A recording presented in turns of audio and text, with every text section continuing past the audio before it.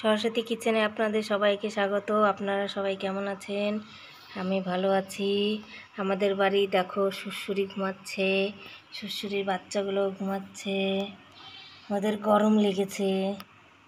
এটা হচ্ছে মেয়ে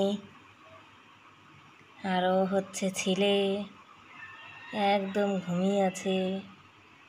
খাবার খেয়ে ওর মায়ের দুধ খেয়ে ঘুমিয়ে পড়েছে। রে তোদের ভিডিও হচ্ছে, একটু জাগ।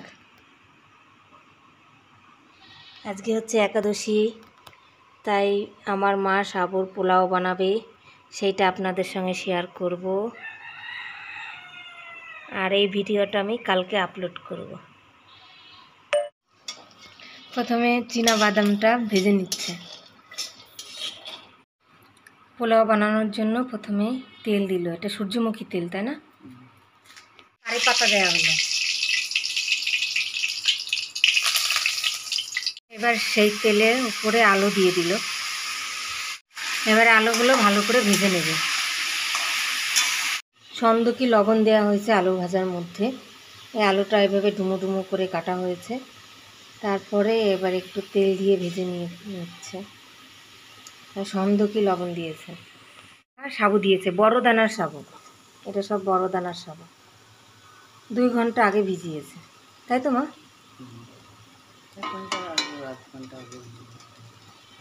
বড় দানার সাবু। এবার সেই ভেজে রাখা বাদামগুলো খোসা ছাড়িয়ে নিয়েছে, এবার এইগুলো দিয়ে দেবো। এবার একটু নাড়াচাড়া করে নেবে 5 মিনিট। এইটা একদম হয়ে গেছে। এবার আমরা খেয়ে নেব।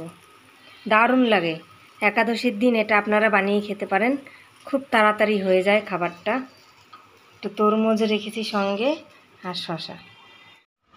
মা তরমুজ কেটে দিয়েছে। আজকে আমরা একাদশীতে সাবুর পোলাও, এখানে শশা আছে আর তরমুজ খাবো। এই সাবুর পোলাওর ভিডিওটা আপনাদের কেমন লাগলো অবশ্যই জানাবেন। আর ওরা দুজন খেলা করছে, মেয়েটা কোথায় কি জানি মায়ের সঙ্গে লেজ নিয়ে খেলা করছে।